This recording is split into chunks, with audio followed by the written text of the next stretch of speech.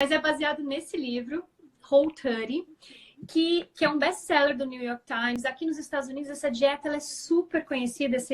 Essa dieta de 30 dias, tem pessoas que fazem Whole30, tem pessoas que fazem Whole60. Então, depende de quantos dias. Tem pessoas que fazem por mais tempo. Mas o ideal foi desenhado para 30 dias. E, na verdade, foi um casal de nutricionistas que estabeleceu, né, essa dieta. Eles eram casados, não são mais, só a nível de curiosidade. Mas, basicamente, o Whole30, ele é baseado na dieta paleolítica. Então, você exclui o quê? Todos os grãos. Então, arroz, feijão, lentilha, grão de bico, todos os grãos. Leite e derivados, então manteiga, queijo, iogurte, tudo isso está fora. Tudo que é açúcar, mesmo o açúcar mais natural possível, como mel, melado, todos os adoçantes, não pode nenhum adoçante, não pode nenhum aditivo. Então, é muito importante aprender a ler rótulo por conta disso. E, enfim, estou esquecendo uma coisa. Álcool, não pode álcool também. O que pode? Todas as frutas, todas as folhas, todos os vegetais. Basicamente isso. Pode também castanhas, sementes, gorduras boas, todas as carnes, ovos, peixes, frutos do mar. Então, é uma dieta restritiva, mas restritiva para alimentos que podemos considerar menos nutritivos. E eles prioriza, né? Quando você diminui a quantidade de alimentos menos nutritivos, você aumenta a quantidade de alimentos nutricionalmente mais densos. E isso que é o objetivo da dieta Whole30. Perfeito, é isso aí. Então, gente, aí sobre isso que a Ana falou, né? Eu ia falar um pouco mais sobre essa questão das restrições, né? Existe todo um fundamento por trás dessa questão de não entrar o grão, não entrar o laticínio. Então, o objetivo principal da dieta é fazer como se fosse uma detoxificação no corpo, então tirar diversos alimentos que a gente poderia ter uma dificuldade em digerir, poderiam gerar algum tipo de reação alérgica ou de intolerância, e principalmente fazer um teste, né? Fazer uma eliminação. Então, quando você elimina bastante desses grupos alimentares, às vezes você se dá conta de que você tinha uma intolerância, de que você não digeria muito bem aquele alimento, coisa que se você continuar consumindo todos os dias, você não vai ter esse parâmetro, né? Dificilmente você vai ter esse parâmetro, porque as intolerâncias alimentares ou sensibilidades, né? A gente fala muito isso na funcional, nem sempre são imediatas, nem sempre são reações que você come o alimento agora e você já tem uma reação, tipo de ir ao banheiro, algo assim. Às vezes é uma reação mais tardia, então a pessoa fica sempre naquele cansaço crônico, com dor de cabeça, com aquela, não é compulsão alimentar, mas com aquela tendência a ficar buscando alimento sem saber por quê. Tem vários fatores, né? Claro que tudo é muito multifatorial, mas um desses fatores pode ser as possíveis intolerâncias, né? Então, um dos objetivos da dieta é exatamente esse, né? Então, é por isso que ela também é pregado como algo temporário, né? Porque a ideia seria fazer a eliminação e depois você pode ir reintroduzindo alguns grupos alimentares e testando a sua tolerância, né? É uma coisa que a gente faz muito na funcional. Então, isso também quebra aquele argumento da questão de falar assim, ai, mas é muito restritivo, é muito sacrifício. Primeiro, né? É muito relativo, é uma questão de perspectiva, porque, como a Ana já explicou, nada do que é retirado é algo que vai fazer muita falta ou que a gente não possa repor com outros alimentos, né? E também não é para sempre, não é pensada para fazer para sempre, né? Algumas pessoas até mantêm a maioria dos fundamentos por um longo período de tempo, porque sentem um benefício muito grande, não querem voltar a comer aquilo que a pessoa sentiu que faz mal, né? Mas não é pregado como algo que você tem que fazer para sempre. Eu estou deixando isso claro porque, assim, aqui, principalmente no Brasil, quando a gente fala de tirar arroz e feijão, eu acho que isso é o que mais gera o problema de estranheza, ou então de achar que aquilo é radical, né? Porque se a gente for parar para analisar, de fato, arroz e feijão não são exatamente alimentos ruins do ponto de vista nutricional, eles não são assim uma porcaria, né? Não é uma bolacha recheada, enfim. Então, eu acho que é importante explicar, né, qual é o ponto de vista. Então, são alimentos que a gente introduziu através da agricultura, né? Mesma coisa o laticínio, porque a gente domesticou os animais, mas que tem uma série de substâncias que podem causar reações no nosso corpo. Então, às vezes ele pode ser, o que é saudável para mim não é para você. Então, às vezes, esse alimento que é super saudável, para você não está te fazendo bem. E eliminando e reintroduzindo, você consegue ter esse parâmetro. Sim, eu acho que o Whole30, o poder do Whole30 é você, com certeza, avaliar a sua bioindividualidade.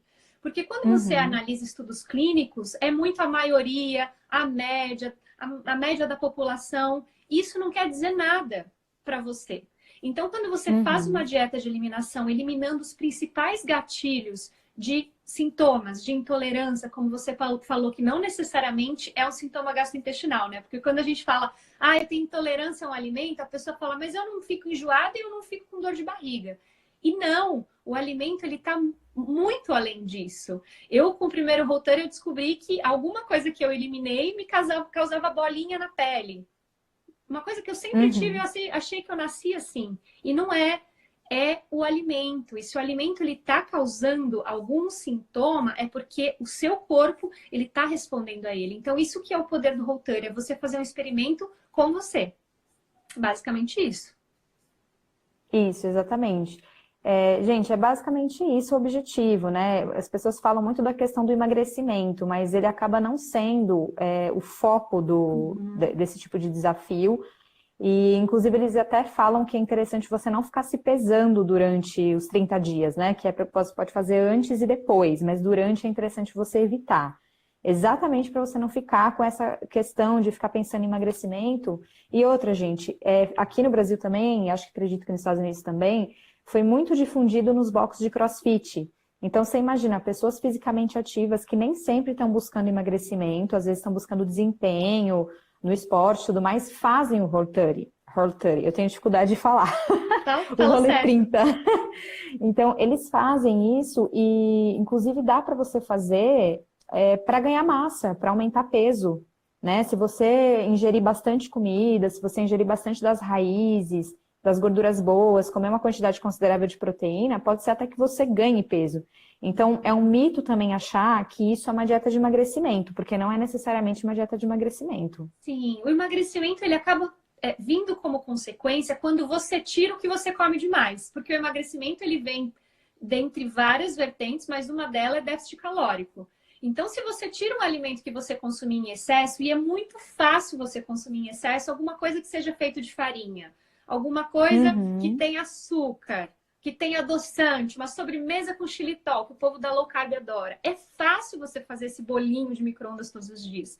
Então, na Whole30, você tira esses alimentos que a gente come em excesso e põe o quê? Comida de verdade. Ninguém vai comer em excesso uma salada de chuchu, uma salada verde, Uhum. carne, muito dificilmente ovos. Então, ela se limita e respeita, na verdade, a sua fome e saciedade. Isso que eu acho mais interessante.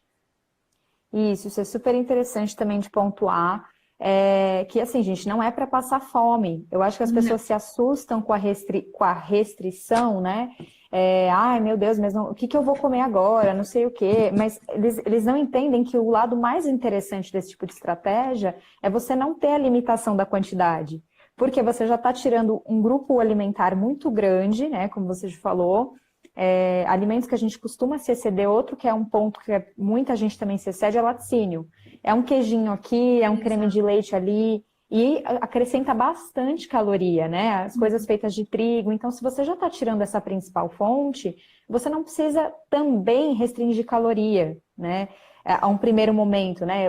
Pelo menos nos primeiros 30 dias. É claro que se isso for ser uma coisa mais ao longo prazo, é interessante ter um plano mais calculado, né? Uhum. Avaliar se você às vezes não está exagerando, porque algumas pessoas ficam tão saciadas que elas acabam comendo até muito menos do que elas precisariam restringir, né? Então, isso é uma coisa que, se for levada por mais de 30 dias, precisa ser visto. Mas, em termos de desafio, gente, é ótimo, porque você vai se autoconhecer, você vai descobrir, você vai diferenciar o que que é fome, o que é vontade de comer, você vai aprender a escolher os seus alimentos, vai aprender a preparar esses alimentos. Então, ele tem muitas vantagens. Eu acho que as pessoas pegam muito nas críticas aquilo que poderia não ser tão interessante, ou de repente pegar um público mais específico que não se daria bem, como um vegetariano, né? A gente já vai falar disso também. E não olha o ponto positivo da estratégia, né? É uma estratégia como outra qualquer, ela pode ser aplicada, é muito interessante de utilizar. Uhum. E eu queria falar também do impacto da Whole30, não só nisso de você entender se um alimento faz bem ou faz mal, mas o impacto no comportamento alimentar. Uma coisa que muda muito se você faz os 30 dias da Whole30 certinha é a mudança do comer automático. Então, por exemplo, você vai tomar um cafezinho na padaria, vem o biscoitinho junto. Você nem percebe, vai lá, já pega o biscoitinho e come.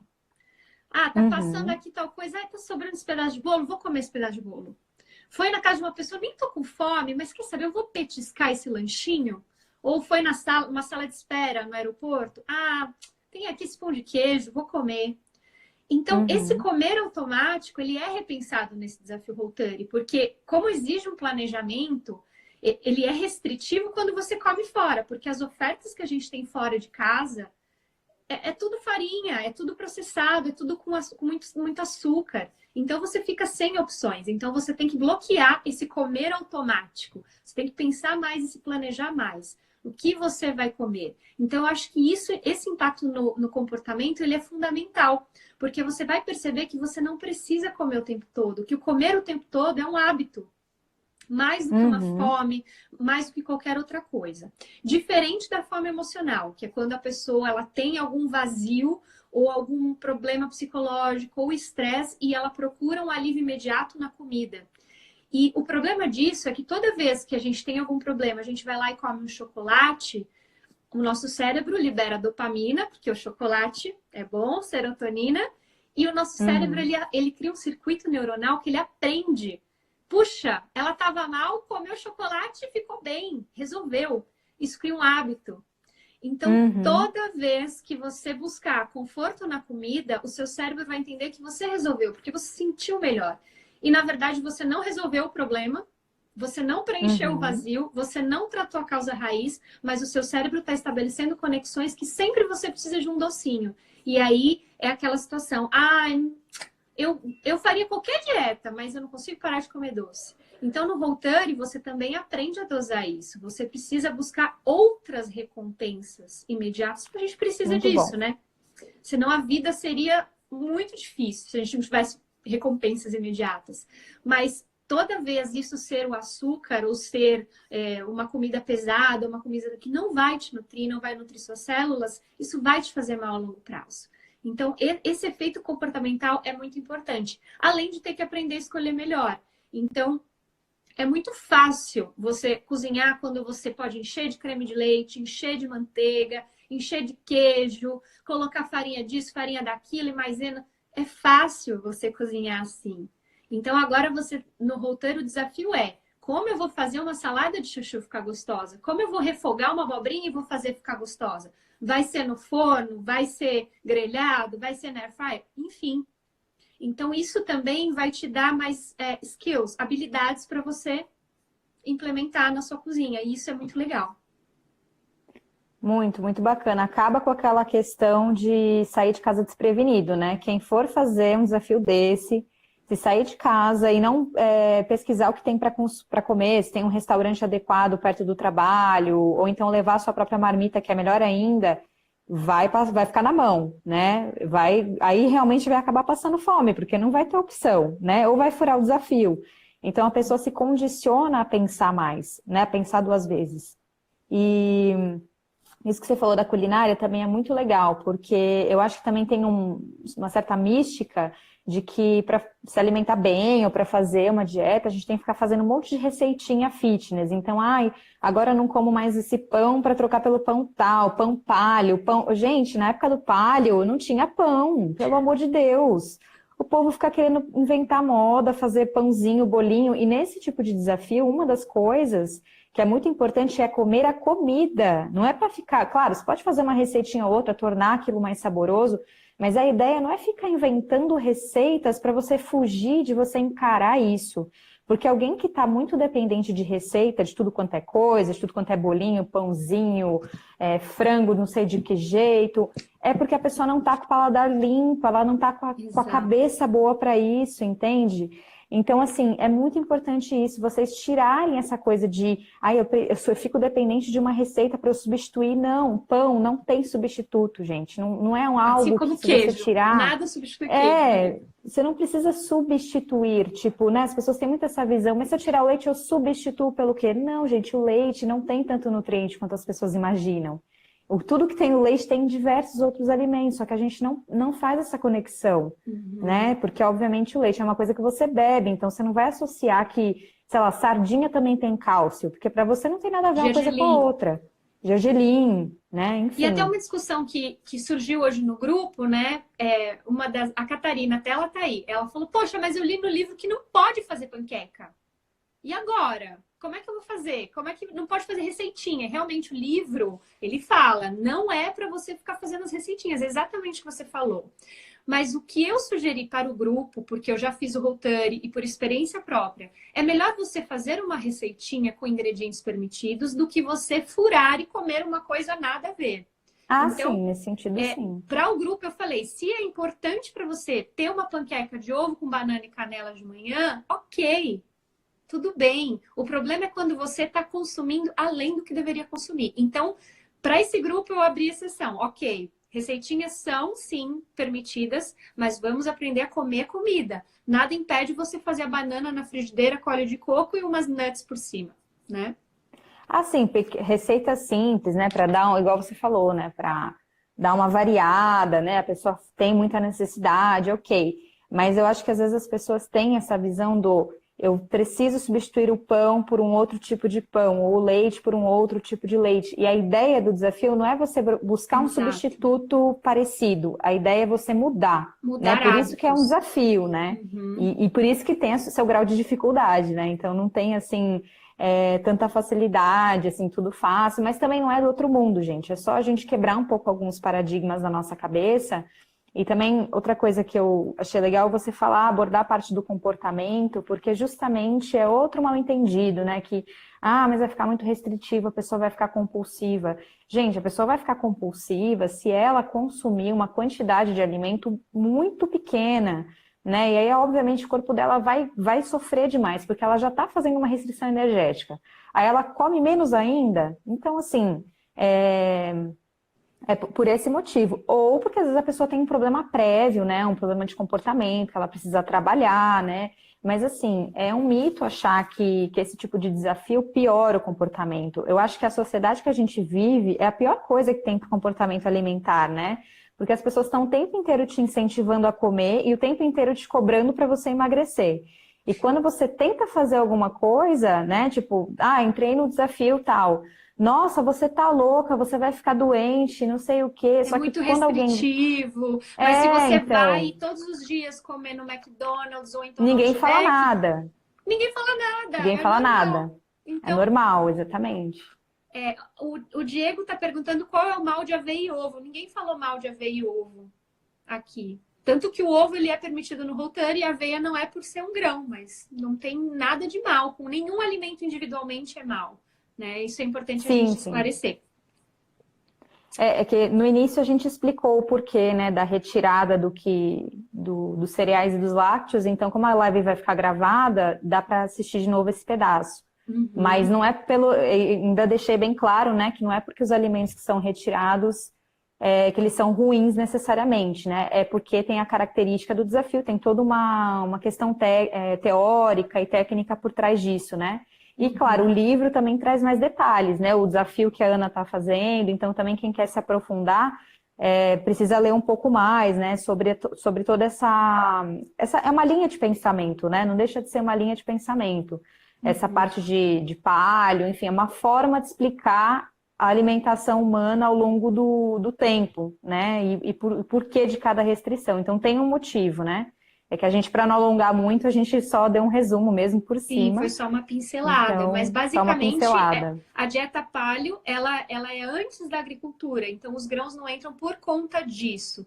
Mas também porque os grãos, nutricionalmente, se comparados a vegetais, eles são menos nutritivos do que vegetais. Então não tem porquê, pode ser substituído sem nenhuma perda nutricional. Essa é basicamente o pano de fundo da pensamento, né? Paleo.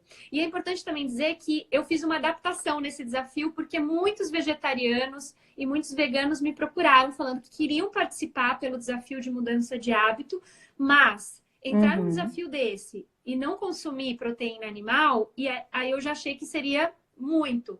O livro, o que ele sugere? Que o vegetariano ele tem que tentar colocar pelo menos um peixe, um ovo, mas eu não quero entrar nesse mérito, porque a pessoa pode ser vegetariana ou vegana por N motivos. E não sou eu quem falar que ela tem que colocar uma coisa ou outra, né? Eu só falo em tirar, não falo em colocar nesse caso.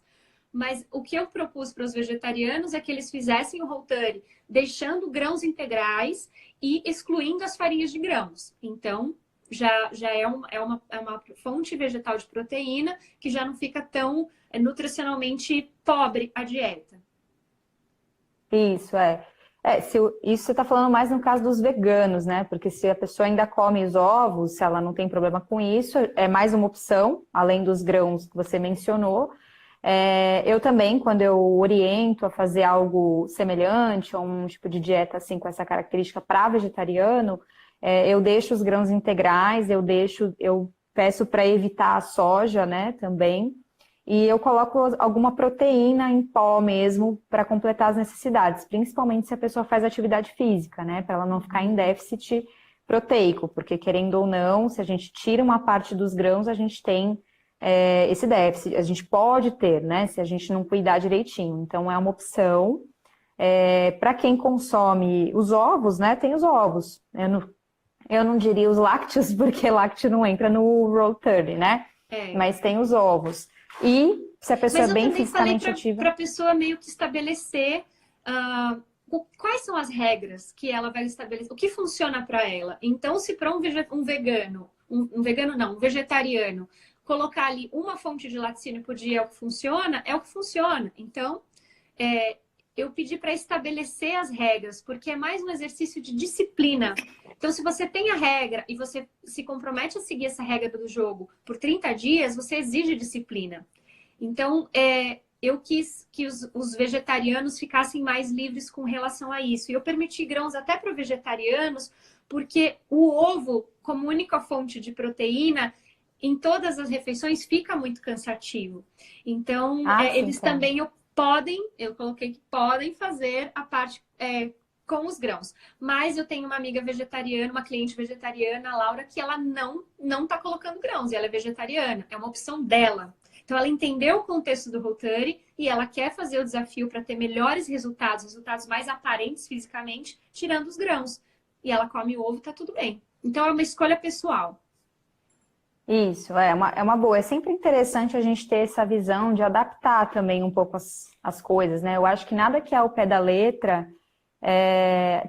tende a ter sucesso. Por mais que sejam só 30 dias e tudo mais, né? Algumas pessoas vão precisar de algumas adaptações. Então, os vegetarianos é um exemplo, né, de um grupo que acaba tendo bastante dúvida por conta da característica, né, da dieta vegetariana. E é uma ótima oportunidade para os vegetarianos vivenciarem o que é ser vegetariano sem abusar dos amidos, né? Sem abusar das farinhas, porque é uma coisa muito frequente. Então, a pessoa se torna vegetariana e tudo é pão, tudo é massa, tudo é açúcar. Muitas vezes acontece isso, né? Então, ela vai ter que se desafiar a vivenciar isso, né? Não, mas como que porque não basta ser vegetariano para ser saudável. Eu tenho que ser vegetariano. Eu tenho que ter qualidade naquilo que eu consumo, como qualquer pessoa. Eu tenho que ser onívoro, eu tenho que ter qualidade no que eu consumo. Então, qualquer pessoa, né? Pré-treino com proteína e gordura, por quê? Sempre ouvi falar que o indicado é carbo. Porque, normalmente, nessa estratégia, é reduzido o carboidrato. E a proteína e a gordura também são fontes de energia, inclusive para atividade física. Que isso é uma coisa que não é sempre que o carboidrato é essencial na atividade física.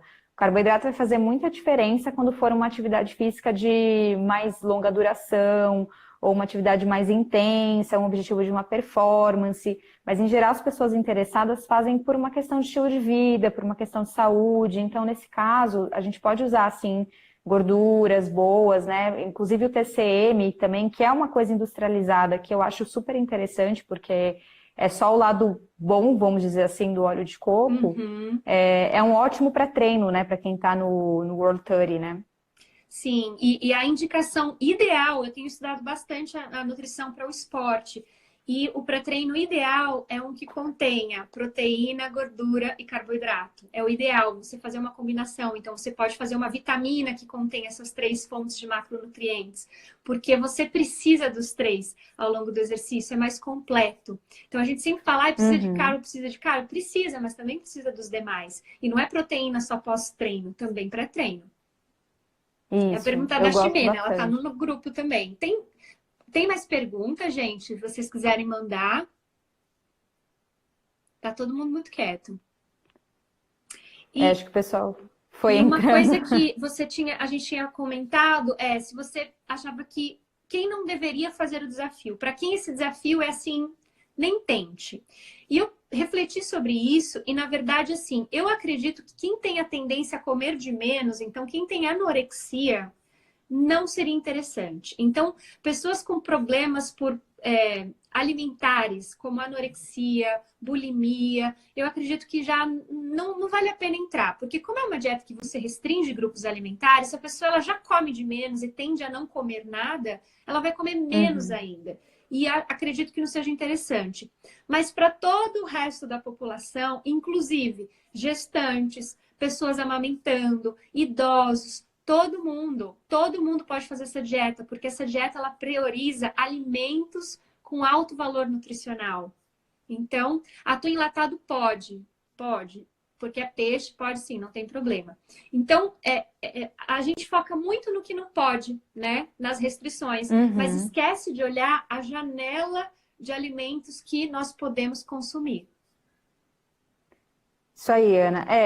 Restrição, quem não deve participar? É uma pergunta difícil, né? Porque eu acho que mesmo quem de repente tem, igual você falou, das pessoas com transtorno, realmente, eu acho que é uma contraindicação, com certeza.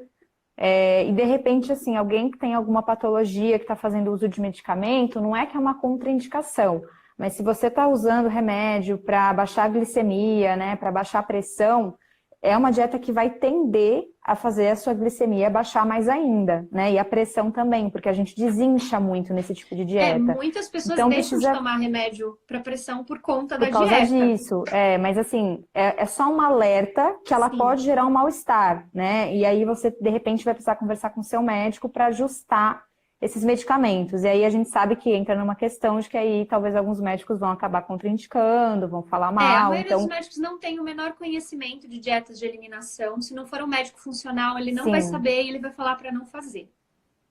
Exato, Basicamente então só para isso. vocês terem esse alerta, tá, gente? Porque isso pode acontecer e, como por exemplo, eu como nutricionista não posso tirar o medicamento da pessoa. Não. Então, se o médico dela contraindicou, ou você tem que procurar outro médico, ou infelizmente você vai ter que fazer por conta própria, não sei, né? Porque existe esse risco, mas acho que seria mais assim um alerta, não é uma coisa assim de que não pode fazer. Ao contrário, vai ajudar a controlar sem o remédio, né? Que é isso que a gente bate de frente, Sim, porque é muito polêmico a gente falar sobre isso, né? Tipo, sim, olha, mas eu você pode acredito que controlar. também é aquela coisa que nós temos que tomar a responsabilidade da nossa saúde para nós. Se você tem um médico que o intuito dele não é te tirar da medicação, você está no médico errado, né? Verdade. Então, assim, Concordo o totalmente. médico tem várias vertentes da medicina. Então, claro que tem diversos tipos de patologias, algumas que precisam. Se você não tem a tireoide, por exemplo, você precisa tomar a vida inteira o hormônio da tireoide, Uhum. graças a Deus que existe. Mas se você tem um médico que ele acha que não é importante a parte nutricional, minimamente importante, fica difícil ter esse diálogo, né? E até aqui, olha, tá falando que a Holter é ótima para manejo de diabetes tipo 2. Realmente, é Uhum. ótimo, mas é muito no caso a caso. Nós não temos estudos clínicos robustos com Holter para a gente colocar na mesa. Por quê? Porque eu já trabalhei 10 anos com estudos clínicos e eu sei que estudo clínico custa muito caro, são milhões. E só a Uhum. indústria farmacêutica consegue pagar por isso. Então, não tem como você medicamentalizar a parte nutricional, porque não são coisas comparáveis, não estão na mesma esfera. Você não consegue ter estudos clínicos randomizados de uma dieta comparado à outra. É muito difícil você ter isso, como você tem placebo versus ativo. Então, Com isso que fica certeza. difícil a comunidade médica entender, basicamente. E tem algumas Isso. perguntas, Lívia. Intestino preguiçoso, o que você sugere? O Roll30 é super interessante, porque além de você tirar as coisas que podem estar te inflamando, com dificuldade de digestão, que é uma causa muito grande de intestino constipado, a quantidade de fruta, verdura, legume é muito grande, então tende a melhorar, né? Deveria melhorar. Sim, e um copão Quantidade de de... água logo que acorda. Água o dia todo. Muita Isso. hidratação. Quantidade de frutas durante o dia, qual o ideal? A dieta não tem um ideal de quantidade, né? É mais de acordo com a saciedade, não tem muito Não isso. tem um ideal, depende também do objetivo de cada um. Se você é diabético, claro que você não vai ficar comendo fruta o dia todo. Para quem tem problema Uhum. de peso, o ideal é você fazer uma proporção 4-1. Para cada 4 vegetais ou legumes que você come, uma fruta. Boa. Óleo de coco no café ajuda na saciedade? Eu prefiro o TCM do que o óleo de O coco. TCM é melhor, Ximena. O óleo de coco, ele é uma gordura saturada, ele vai trazer saciedade, mas você tem que ter certeza que você não está consumindo um balanço energético muito alto, porque aí tudo que é demais, mesmo sendo óleo de coco, Isso. mesmo sendo bom, o seu corpo guarda. Então depende do seu objetivo. Mas eu gosto por causa da saciedade. Triatlon usa gel no meio da prova. Como ela pode substituir? Graziele Morgado. Sim, bom, essa prova está bem perto. O ideal, Grazi, é você já tentar no seu treino você colocar algum substituto. Eu gosto muito de papinha de bebê, de maçã ou de banana. Então tem uns sachês que parece sachê de carbo mesmo, que é uma de papinha de bebê, você pode testar. Tâmara é muito bom, porque tâmara é um Tâmara. carboidrato de rápida absorção. Uva passa também. Algumas amigas, elas gostam de levar batata cozida com sal para comer na bike, se é um triatlo longo. Então, são opções para você usar comida de verdade ao invés do gel, porque o gel ele tem maltodextrina, ele tem corante, ele tem um monte de coisa que pode estar sintoma gastrointestinal durante a prova. Então, comida de verdade com certeza, mas testa em treino. Não vai fazer só no dia da prova. Lobochana, o que é TCM? Triglicérides de cadeia média. Quando a gente pega o óleo de coco, ele tem uma série de tipos de ácidos graxos, né? Que são os pedacinhos de gordura. E ele tem o que a gente chama de ácidos graxos de cadeia longa e tem os de cadeia média. Aqueles que tem mais estudos, né? Com saciedade, com produção de corpos cetônicos, etc., são os triglicéridos de cadeia média. Então, eles são uma gordura de mais fácil digestão. Ao serem ingeridos, eles já viram energia no corpo, eles não se acumulam tanto quanto os de cadeia longa, e eles podem auxiliar, principalmente para pessoas que treinam logo cedo, precisam de uma fonte de energia, né? Ou então para a própria saciedade, né? Uma colherinha antes das refeições principais, para quem tem problema de ter saciedade, embora já seja uma dieta que preze pela saciedade, né? Mas é uma ajuda, um exemplo aí de alguma coisa que pode ser usado. Sim, e nos Estados Unidos é MCT Oil, para quem mora aqui e for procurar esse que a gente está Isso, falando. é meio que ao contrário, assim, Isso quase as mesmo. mesmas letras. E é ótimo pré-treino porque é uma gordura que ela não precisa ser digerida, ela já é absorvida diretamente. Então é muito fácil, a energia Isso, dela é ótima. é como se ela imitasse um pouco a função de um carboidrato rápido, né? De um carboidrato de alto índice glicêmico, que a gente está provavelmente tentando evitar, né? Então a gente pode usar o TCM no lugar. Bom, gente, mais alguma pergunta? Não sei se ficou. Eu tenho medo de ir mais para cima. Eu vi que o Diogo perguntou evitar soja por quê?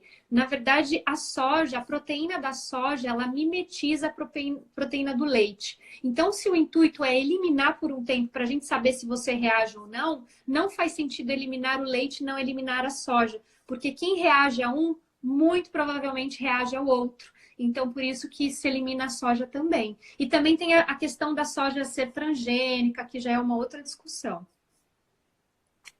Isso mesmo, Ana, perfeito. Preciso emagrecer 30 quilos, o que vocês me indicam? Routine. Sim, entre outras coisas, né? E um bom acompanhamento, né? Acompanhamento médico e nutricional. Sim, porque eu até recebo muita pergunta assim, eu faço tudo certo, não emagreço, o que está acontecendo?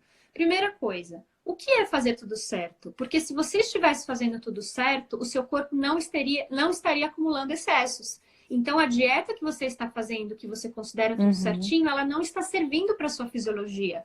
Pode ser a dieta do doutor fulano de tal da internet e às vezes não funciona para você. E outra questão importante é que mulheres, elas respondem diferente do que homens para algumas restrições para restrição calórica e para jejum. Isso eu não canso de falar aqui. Então é importante você avaliar, porque o excesso de peso, ele é multifatorial, ele não é um fator só. Então a gente tem que avaliar várias coisas, não tem uma resposta fácil para essa pergunta difícil. Exato. Exatamente. Metabolismo lento. Outra coisa, né? Precisa avaliar, porque muitas pessoas falam ou acham que tem um metabolismo lento, mas é exatamente o que a Ana falou. Ou alguma coisa não está correta para você, para aquilo que você precisa fazer, né? Ou às vezes você acha que está seguindo tudo certinho, mas você tem muitos furos, né? Ou deixa a desejar em outras coisas, por exemplo, gestão do estresse, o sono, a saúde intestinal. Então, tem outras coisas para a gente também avaliar, né? Para ver se de fato esse metabolismo é lento ou não, né? Porque isso é uma coisa muito frequente, né? Embora não tenha assim um teste muito específico, a gente O pode... que deixa o seu intestino lento? O seu metabolismo lento?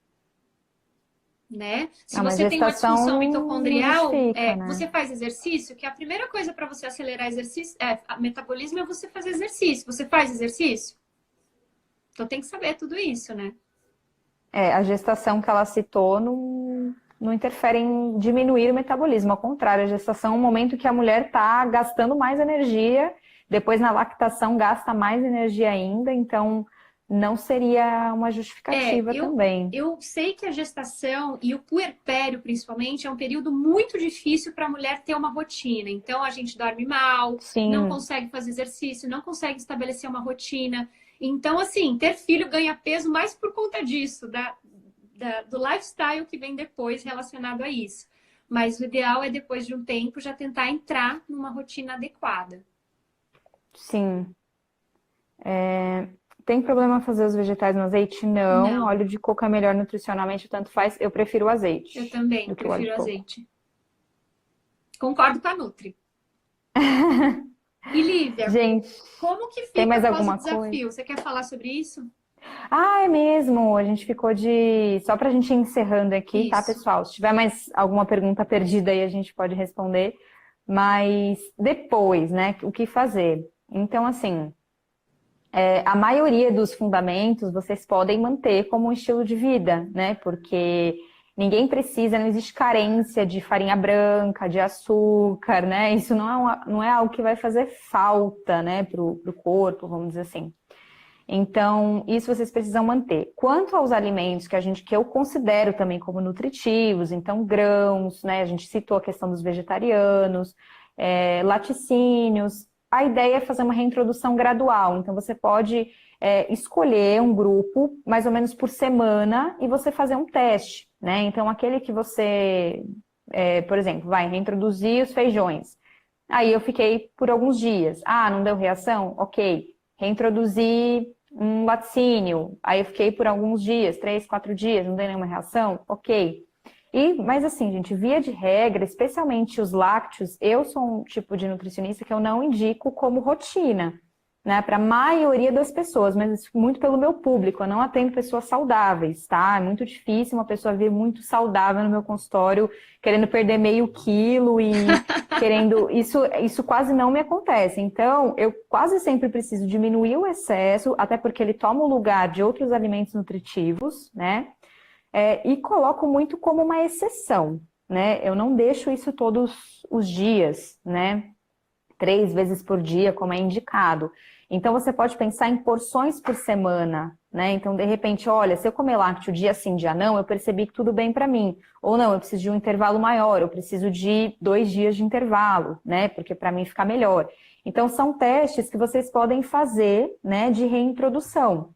E aqueles alimentos que, de fato, você percebeu muita diferença, que, nossa, eu reintroduzi no 3º, 4º dia, de fato, aquilo fez a diferença, a ideia é você deixar de fora mesmo na sua rotina, né, na sua rotina alimentar, né? Mas o restante de todas as coisas que são indicadas, então evitar o excesso de bebida alcoólica, de açúcar, não fumar, que a gente nem entrou nesse mérito aqui, né? Fazer um exercício, enfim, melhorar a qualidade até do pré-treino, do pós-treino, disso que vocês têm ingerido.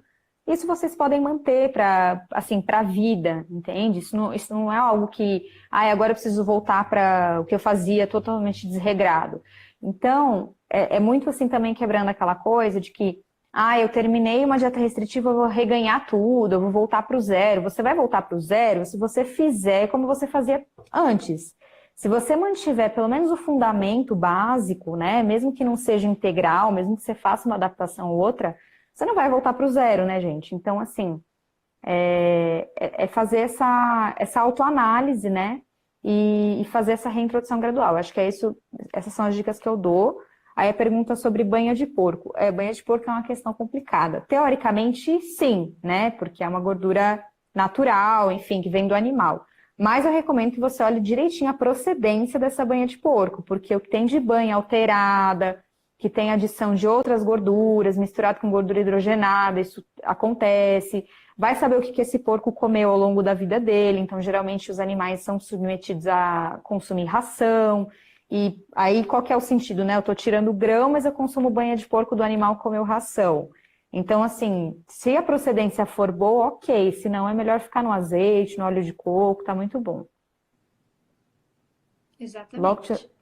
Aqui é uma pergunta. Lácteos fazem mal ao intestino? Tem síndrome do intestino irritável. Possivelmente, nesse caso. Sim, é um dos grupos alimentares que existe indicação para eliminar. No intestino irritável, sim.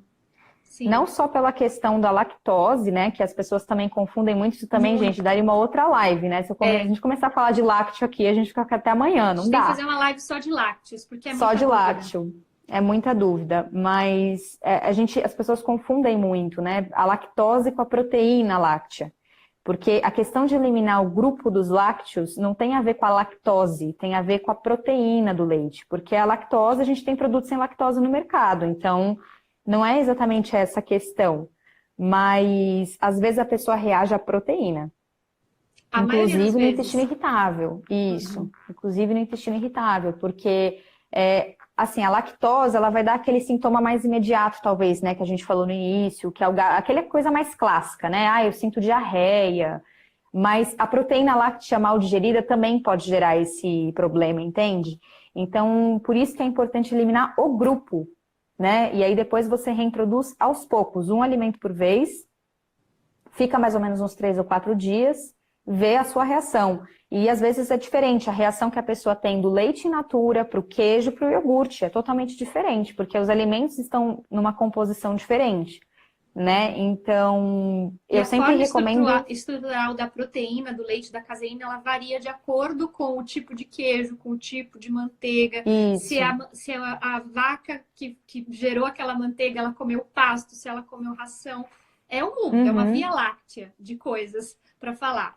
Então dá para fazer uma live só sobre isso, com certeza. Nossa, só sobre isso. É bem longo, é um assunto bem extenso. O legal de você fazer eliminação é assim, não é eliminar por 1, 2 dias, é eliminar por 30 dias mesmo. Não é assim, vou comer só um pouquinho. Não, porque se seu corpo reage, ele reage e você está criando ali uma resposta ou celular ou imunológica contra aquele alimento.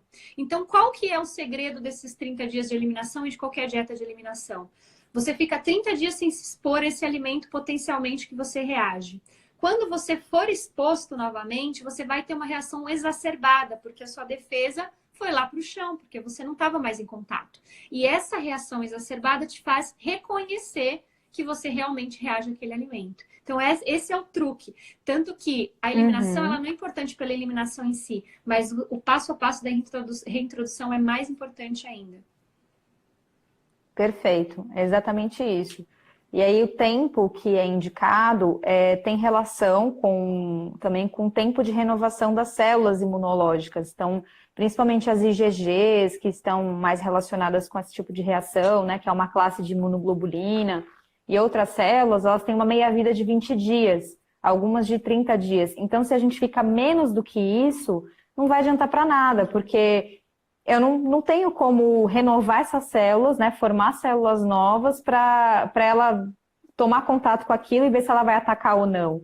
Entende? Então, dieta de eliminação, gente, também é um assunto à parte, né? Nem era o tema exatamente, porque a Raw 30 não deixa de ser uma dieta de eliminação, né? Embora não seja comentado dessa forma, ela tem muito fundamento, tem muita utilidade clínica e prática, principalmente, e ainda é muito mal compreendida, tanto pelas pessoas quanto pelos profissionais de saúde, que esperam o paciente ter uma doença grave, muitas vezes, para pensar, cogitar, tirar um alimento, como se você ficar 30 dias sem uma coisa fosse te matar, né? Só que não, gente, você ficar... O máximo que vai acontecer Ninguém morre. Ninguém morre, exatamente, nem vai ficar desnutrido, vai ficar sem osso, porque, hipoteticamente, vamos supor que falte realmente alguma coisa, porque eu não posso te garantir que não vai faltar nada, eu não sei o que você vai comer, né?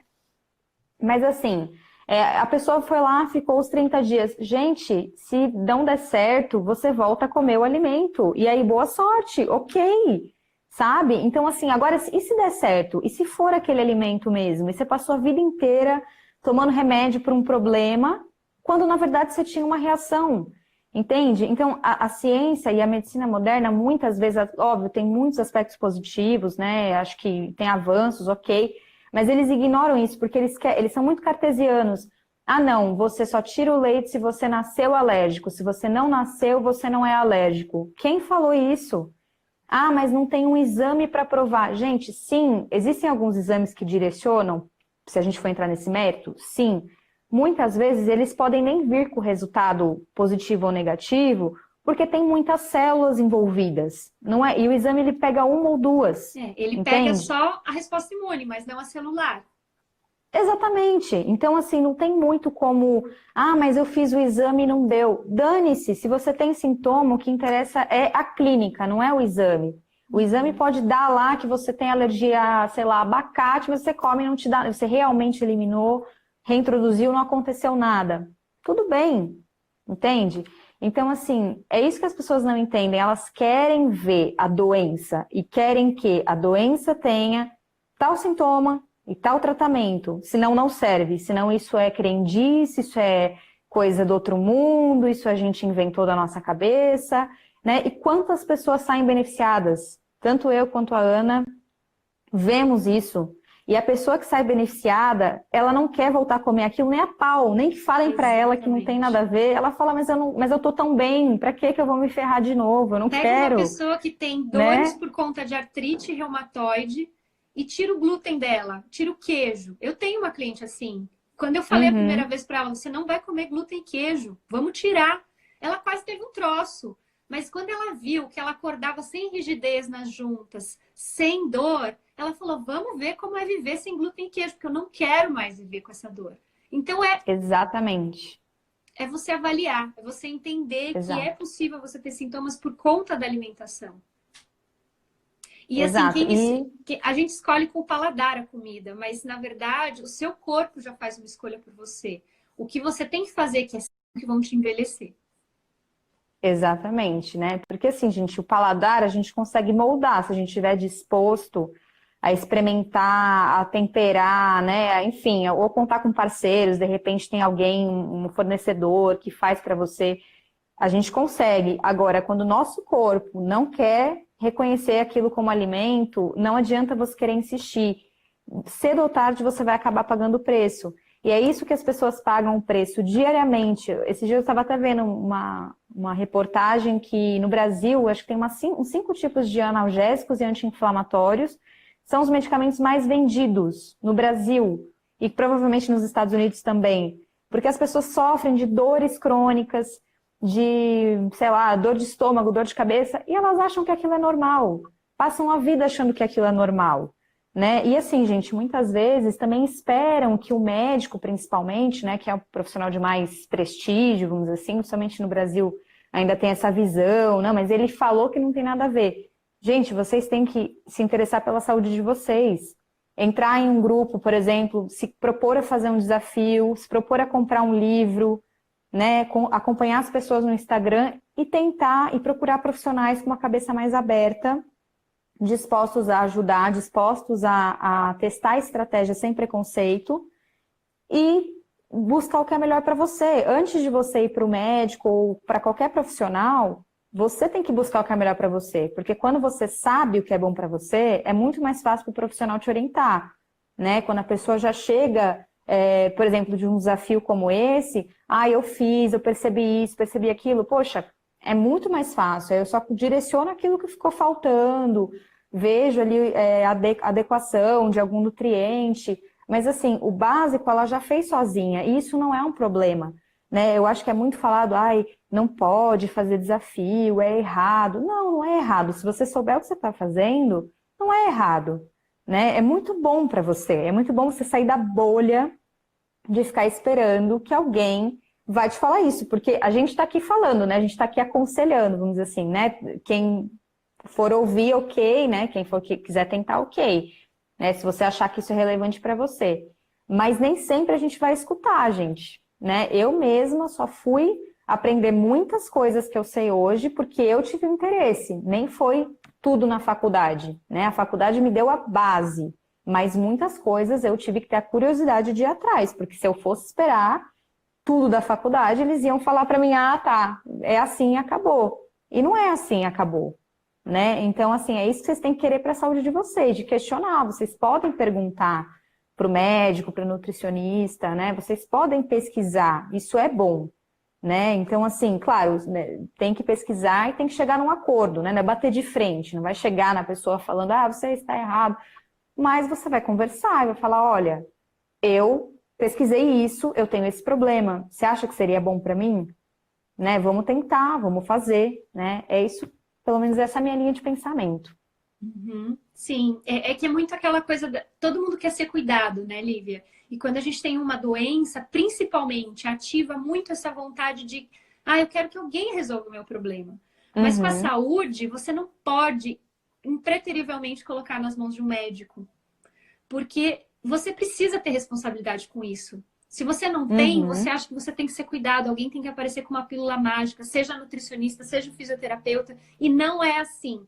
Com a saúde, se nós não tomarmos as rédeas, fica muito difícil. A não ser que você encontre um profissional, dê sorte de encontrar um profissional de cara que tem essa linha de raciocínio, que não é só o que a doença apareceu do nada, mas que existe uma série de multifatores que contribuíram para isso. E aí a doença é só a ponta do iceberg. Não, perfeito, né? Até porque hoje em dia as doenças que a gente tem que mais matam são doenças crônicas. E você vai ter que conviver com ela, né? Então, assim, realmente não vai ter a pílula mágica. Às vezes a pessoa quer uma cura, ou ela até imagina, vai ser uma cura milagrosa, vou tirar tal alimento e vou estar curado. Não é assim, é um processo, né? Isso vai melhorar muito a sua qualidade de vida. Talvez você tenha uma remissão tão boa, né? Porque quando é doença crônica, a gente não fala em cura, a gente fala em remissão. Que você se sinta curado, mas isso vai ter um preço, e o preço é você ter a disciplina de fazer todos os dias o que tem que ser feito, né? Não é todo mundo que quer pagar esse preço, então, por que tem tanto diabético que continua diabético, a gente sabe o que é bom para o diabético, tá, gente, eu sei, mas às vezes aquele diabético não está disposto a abrir mão, né, ou ele não foi orientado para isso, porque tudo tem que partir primeiramente de você, né? Então, se você tem um problema e você quer se ver livre dele, não, então eu vou me cuidar, eu vou colaborar com os profissionais que querem cuidar de mim, né? Então, esse é o pensamento, né? Eu vou entrar num desafio de cabeça aberta, não vou ficar lá botando defeito, só procurando o lado negativo, só pensando no que eu não posso comer, meu Deus, acabou o mundo, eu não posso comer isso. Gente, não, pensem no que vocês podem comer, né? Pensem naquilo ou no que eu posso aprender, né? O que eu posso aprender com tudo isso que está sendo falado, com todas essas fotos que as pessoas estão mandando? O que eu posso tirar de bom disso para a minha vida, mesmo se eu não fizer o desafio? Então, acho que isso é uma coisa que a gente pode extrapolar para tudo na nossa vida, né? Tem coisas que não te servem, mas não quer dizer que você não pode aprender com isso. Exatamente. Perfeito. Nos estendemos, isso, gente. hein, Lívia? Nossa, a gente falou que ia ser rápido, tá, pessoal? Desculpa. Era para ser 15 minutos, deu 1 hora, eu preciso ir. Mentira! Você tá brincando? Não, eu preciso ir agora mesmo. Não, mas eu não acredito que deu 1 hora. Não é possível. A gente não começou 4h45, já são 5h43 para mim, né? Tipo aí. Deve ser quase 8 horas, então. Então, Gente viu? do céu. Bom, Fala gente, pra obrigada caramba. pela paciência. Obrigada Mas pela obrigada, Lívia. paciência. Espero que tenham gostado. Fico à disposição aí sempre nos meus canais, a Ana também. A gente vai fazer mais lives para a gente procurar não ficar se estendendo. Gente, eu juro, a Com gente tentou, certeza. mas é muito assunto. É Espero que vocês muita tenham coisa. A gente gostado. fala pra É muita caramba. coisa. É. Mas Um obrigada, viu, beijo. Lívia? Obrigada a Obrigada, eu que todo mundo. agradeço. Um beijo, vejo vocês no Voltares. Tchau, Tchau, X! tchau, gente.